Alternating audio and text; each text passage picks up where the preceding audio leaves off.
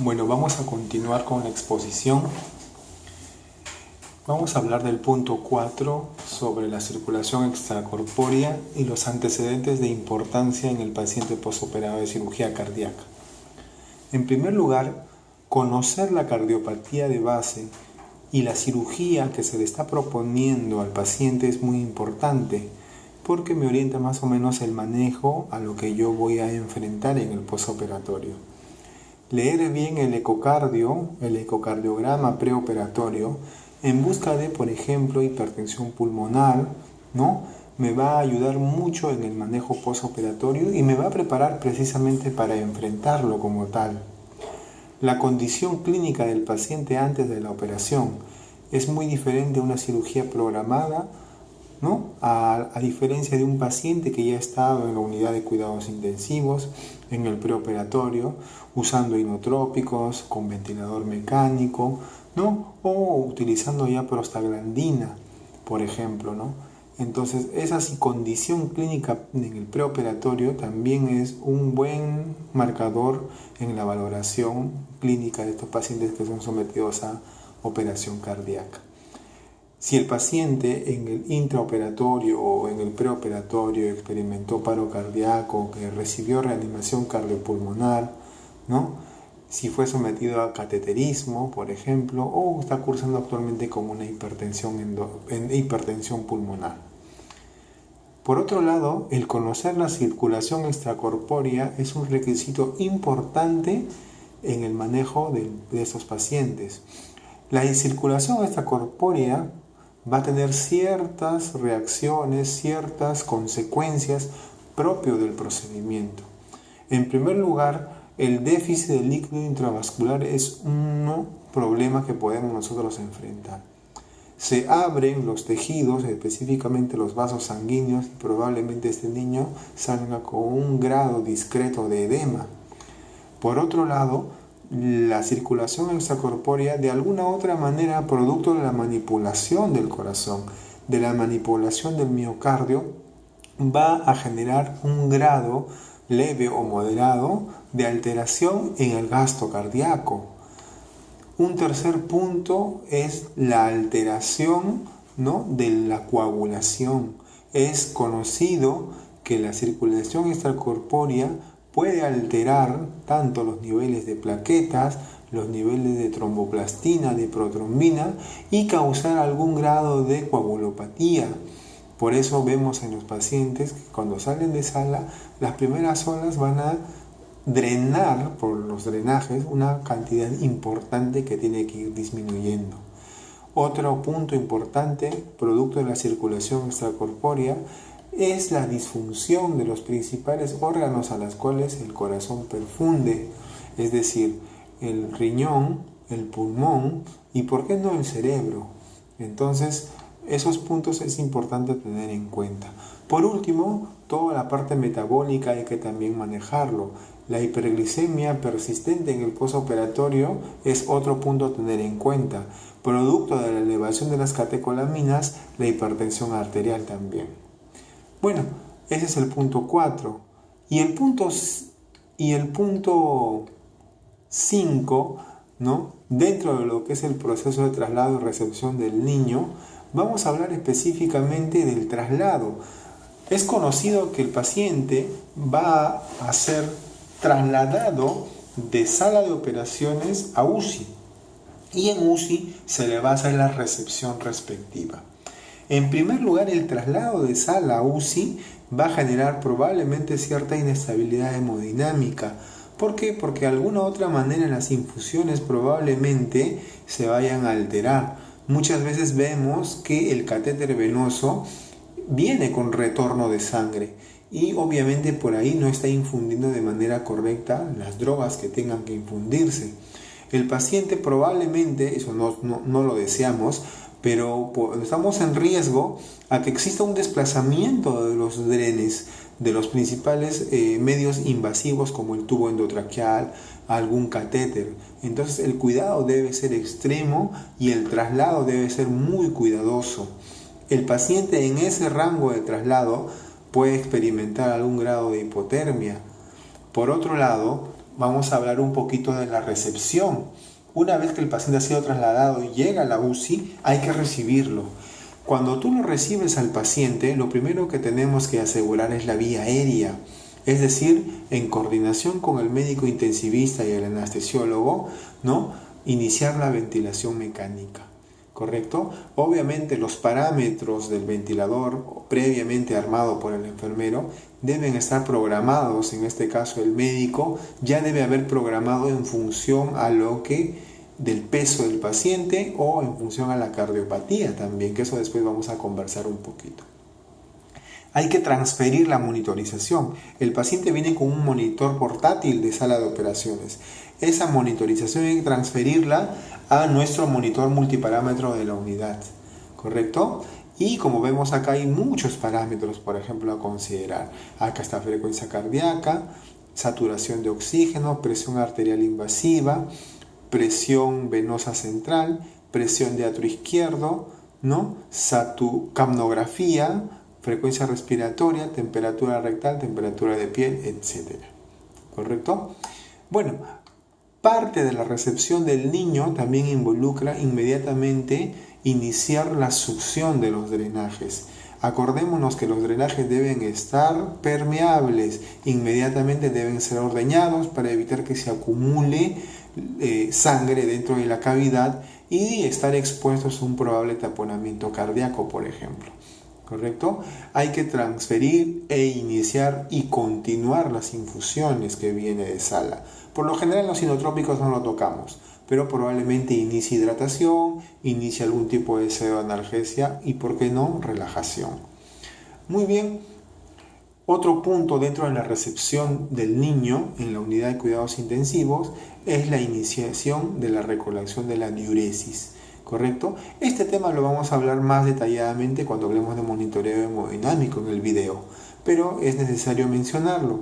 Todo niño posoperado que esté con tubo hay que colocarle sonda nasogástrica u urogástrica en el caso de los neonatos o lactantes. ¿Correcto? Hay que hacer una descompresión del estómago, ¿correcto? Y eso se hace colocándolo a gravedad, valorando las características del residuo. Obviamente hay que valorar mucho esto porque el paciente, acuérdate, que producto de la cirugía está en un estado de estrés y eso se manifiesta a través con el residuo gástrico, por ejemplo. Bueno, otro punto dentro de la recepción del niño es inmediatamente efectivizar los exámenes de laboratorio. Por protocolo nosotros inmediatamente tomamos hemograma, perfil de coagulación, perfil cardíaco, glucosa, urea y creatinina, ¿no? Eso es, y valorar sobre todo los resultados, ¿no? Ver el grado de hemoglobina, ver el tiempo de coagulación, ver las troponinas, ver la urea, ver la creatinina, ¿correcto? Luego de los exámenes de laboratorio, inmediatamente también llamamos al personal de rayos X para tomar la radiografía de tórax. La radiografía de tórax, aparte de ver la parte pulmonar, todo lo que es la silueta pulmonar, si hubo daño pulmonar, algún tipo de injuria producto de la circulación extracorpórea, tenemos que ver todos los invasivos que podemos apreciar ahí. Y en primer lugar, el tubo endotraqueal. El tubo endotraqueal a través del número y sobre todo el nivel del tubo. El nivel del tubo. Los catéteres, el nivel del catéter venoso central, la sonda orogástrica y la ubicación sobre todo de los drenajes. Puede ser mediastínico, pleural derecho o pleural izquierdo. Muy bien. Otro punto dentro del proceso de recepción del niño es tomar el EKG respectivo. Todo paciente posoperado, inmediatamente le tomamos un EKG. ¿Correcto? ¿Por qué? Porque tenemos que identificar precozmente algún tipo de arritmia o valorar el estado del miocardio, por ejemplo, si está haciendo un infarto agudo de miocardio, ¿no? Todo esto me permite y me ayuda mucho el EKG de 12 derivadas. Algunos momentos vamos a tener un ecocardio, pero una ecovisión probablemente así fugaz que también nos pueda orientar en el manejo del paciente. El AGA arterial y en su defecto venoso también es parte del protocolo. El monitoreo de la oxigenación cerebral se realiza a través de la utilización del NIRS. Bueno, El sexto punto que involucra dentro de las competencias que nosotros debemos de tener en la unidad es, y lo ponemos como un punto aparte, es el monitoreo hemodinámico. El monitoreo hemodinámico es un tema muy amplio, ¿ya? Y para esto se ha formulado un video, ya, en donde se explica toda la monitorización en vivo, ¿no? En este caso a través de un paciente en vivo con tórax abierto. Ya, los invito a ver el video que está dentro del curso y que lo hemos enviado oportunamente para que ustedes puedan observarlo. Bueno, ¿qué más? El séptimo punto es, una vez que yo he recepcionado, ubicado a mi paciente, ya he conectado todos los invasivos, todas las bombas, el ventilador, todo, yo debo priorizar a dónde quiero llegar con ese paciente. Ya conozco la cardiopatía, conozco qué cirugía le han hecho, si es una correctiva o una paliativa. Yo tengo que orientarme a mis cuidados, tengo que priorizar los cuidados. Entonces tenemos 1, 2, 3, 4, 5, 6 prioridades que tenemos que tener en cuenta, que las vamos a detallar a continuación. La A es optimizar el gasto cardíaco, corregir la hipotermia. C, mantener los drenajes bien permeables. D, el manejo ventilatorio. E, manejar el dolor. Y por último, controlar ciertas complicaciones. Vamos a detallar cada uno de ellos para poder un poquito ubicarnos en este aspecto. Bueno, la priorización de los cuidados. A, optimizar el gasto cardíaco. Nuestros cuidados deben estar orientados a manejar el gasto. Acordémonos que producto de la circulación extracorpórea, el gasto siempre va a estar alterado, sea en menor o mayor grado. Para esto, nosotros primero tenemos que asegurar la poscarga, es decir, la presión arterial, ¿ya? Y en este sentido, yo tengo que tener en cuenta una cosa. ¿Qué tipo de cardiopatía ha sido? ¿Su problema ha sido derecho? Es decir, la parte derecha del corazón, es decir, pulmonar. ¿O ha sido un problema a nivel izquierdo? Es decir, ventrículo izquierdo, arteria aorta. ¿Correcto? Les dije que la parte derecha maneja volúmenes, la parte izquierda maneja presiones. Si es un problema derecho, por ejemplo, como en el caso de la tetralogía de Fallot, teóricamente no debería necesitarme mucha droga, o no necesitaría drogas en altas dosis, porque su problema no es el ventrículo izquierdo, su problema es el ventrículo derecho, su problema es la hipertrofia ventricular derecha, producto de una estenosis que tuvo y que en el papel se le ha corregido. La parte derecha no necesita inotrópico, ¿correcto? Muy por el contrario, lo que necesita es volumen. Pero si es un problema izquierdo, obviamente la situación cambia. En el caso de la coartación de aorta, en el caso del arco aórtico interrumpido, de la estenosis aórtica, estos pacientes van a tener problemas en el corazón o en el ventrículo izquierdo. Entonces, el inotrópico va a ser más requerido en este nivel. ¿Por qué? Porque va a requerir una contracción adecuada para satisfacer el gasto sistémico del ventrículo izquierdo, ¿correcto? Entonces probablemente yo utilice inotrópicos en altas dosis, o en su defecto facilitar esto a través del empleo de vasodilatadores, ¿correcto? Muy bien. Otro punto que tengo que tener y preservar mucho es la presión venosa central. En el caso del manejo de la falla derecha, ¿no? La PVC es un indicador muy importante de líquido, sobre todo. La presión de atrio izquierdo para todo lo que es el lado izquierdo del corazón, ¿correcto? La diuresis se tiene que optimizar. Puede ser utilizando furosemida en infusión, es decir, la bomba diurética. Furosemida en bolos también es otra opción. Tengo que asegurar entre 1 y 3 cc por kilo por hora de débito urinario en los pacientes pediátricos. Muy bien. Probablemente esos pacientes en el posoperatorio inmediato estén taquicárdicos, pero yo tengo que valorar esa taquicardia.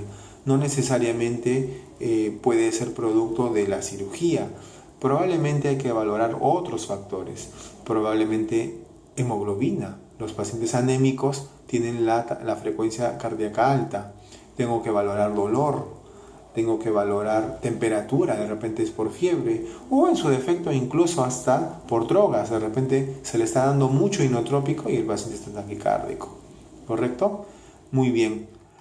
Punto B. Hay que corregir la hipotermia. ¿Correcto? Son niños, son lactantes. El uso de la servocuna.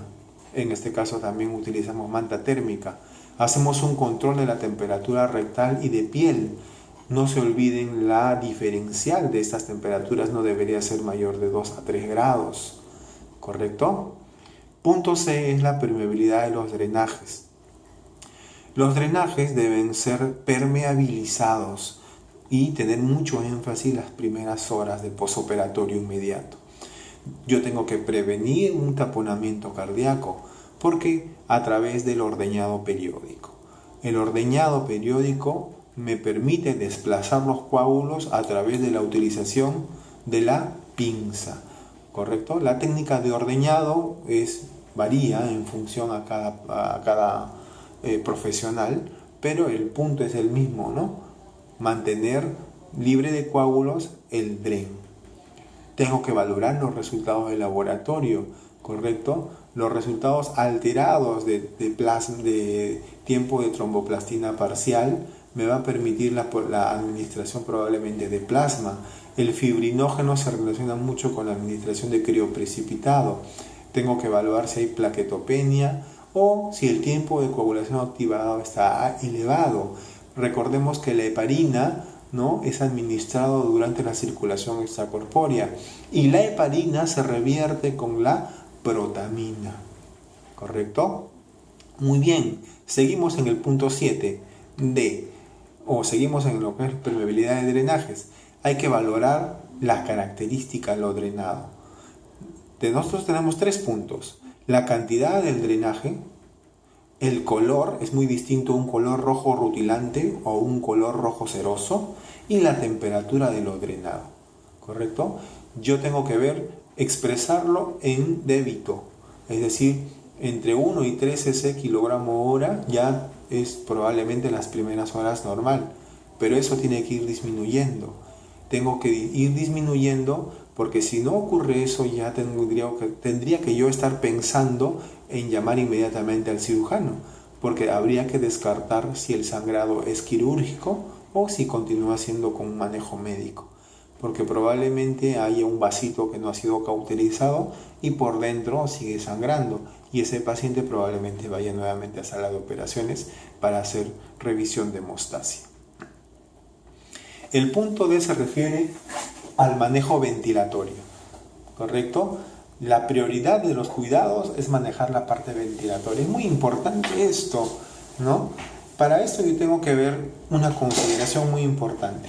¿Cómo fue la condición preoperatoria? ¿El paciente entró por emergencia o fue una cirugía electiva? ¿Estuvo intubado?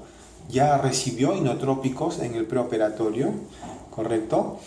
De repente, la circulación extracorpórea me ayuda bastante. Una circulación extracorpórea corta o larga. Hay circulaciones extracorpóreas hasta de 5 a 7 horas, he visto lo máximo que he visto.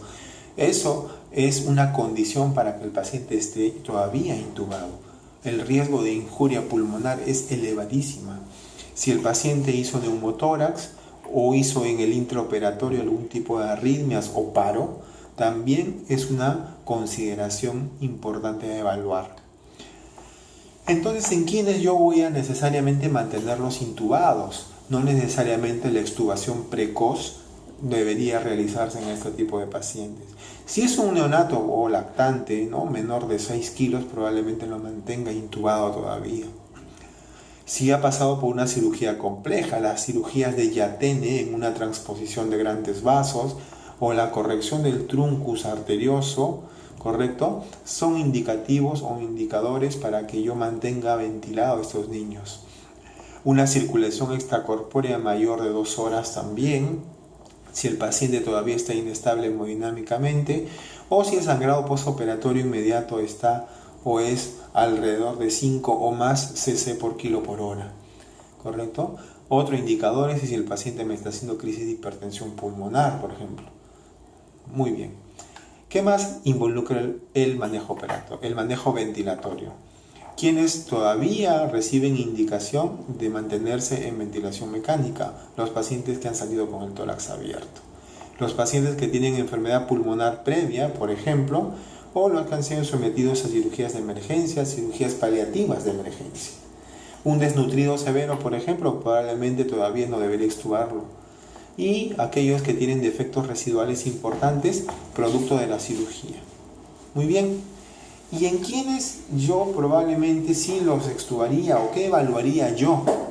¿Qué requisitos evaluar para extubar a un paciente? Que esté estable hemodinámicamente, tener un adecuado radiografía de tórax, valorar un pulmón adecuado a través de la radiografía, paciente con un buen patrón neurológico, un buen estado de conciencia, una buena gasometría arterial, ¿correcto? Evitar la acidosis respiratoria. Y por último, una prioridad que debemos tener en enfermería es el manejo del dolor. El manejo del dolor primero se empieza a través de la valoración del dolor, ¿no? En niños pequeños obviamente ellos no te van a decir me duele, pero sus manifestaciones, ¿no? De su conducta, las no verbales, de su facie, ¿no? El llanto que puedan experimentar es una buena valoración en estos casos. Todo dolor extremo va a traer cambios hemodinámicos, taquicardia, hipertensión arterial. Entonces el manejo en el dolor extremo en nuestros servicios se utiliza mucho la morfina. Si el dolor es leve a moderado, probablemente esté utilizando un AINES como el metamizol o el paracetamol. Bien, ¿qué más? Pero también existen complicaciones y eso está dentro de las prioridades de los cuidados. Existen complicaciones postoperatorias que debemos nosotros saber que pueden darse en cualquier momento. La primera complicación postoperatoria es la disfunción ventricular, sea derecha o sea izquierda, ¿correcto? Si es derecha, el manejo probablemente sea líquido. Si es izquierda, el manejo probablemente sea a través de drogas inotrópicas. La sobrecarga hídrica, ¿no? Luego de que el paciente sale de sala, ¿no? Me lleva a manejar un buen balance hídrico, haciendo restricción hídrica y buscando un balance neutro o negativo, pero teniendo mucho cuidado de no negativizarlo tanto al paciente. La alteración ácido-base, la alteración del medio interno, debe ser corregida. El manejo del volumen, el manejo de los gases arteriales, ¿no? Es muy importante y esto va de la mano con el manejo ventilatorio. Muy bien, continuamos. Otra prioridad dentro de los cuidados y de las complicaciones que pueden ver es el sangrado, les decía anteriormente, ¿no? Si llego de 3 a 5, ¿no? cc kilogramo hora, pero mantenido y sostenido en 3 horas consecutivas, es un indicador que debo llamar inmediatamente al cirujano para que evalúe a este paciente.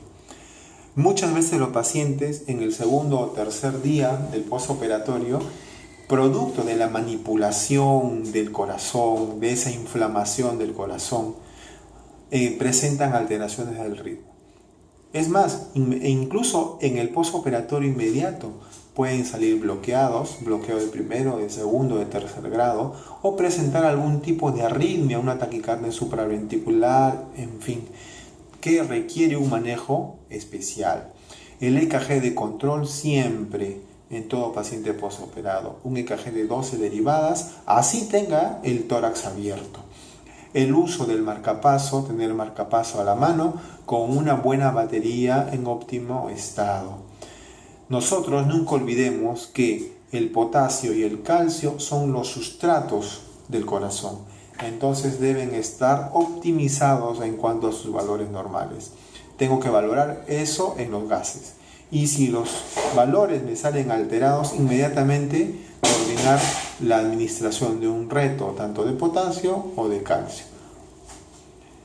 Tengo que valorar mucho una complicación pulmonar que se pueda presentar. El paciente que tiene ya más estancia, un poquito más días puede presentar atelectasia o neumotórax, y en aquellos pacientes probablemente algunos me hagan quilotórax, ¿no? Cuando por los drenes ya sale una secreción quilosa, ¿no? Ya pero en cantidad considerable. Y la hipertensión pulmonar también es otra complicación a valorarse y a tratar oportunamente. Bueno, ¿qué más? Estamos ya terminando la cardiopatía, la exposición. Ven acá, por ejemplo, en la unidad tenemos un paciente con tórax abierto, con todo el aparataje que involucra tal, con las bombas de infusión, con los monitores, con el ventilador mecánico, con el marcapaso, ¿correcto? Y con todas las medidas de bioseguridad que debe ameritar. En este caso tenemos un lactante y por acá tenemos a un neonato, ¿correcto? Bueno, ¿qué más? Ya terminando esto, el medio interno es otro punto a tener en cuenta. El medio interno se valora a través de los gases arteriales. Nosotros constantemente estamos valorando los resultados de gas. Por ejemplo, en el gas tenemos que valorar primero mucho el lactato. Pero el lactato tiene una especial consideración.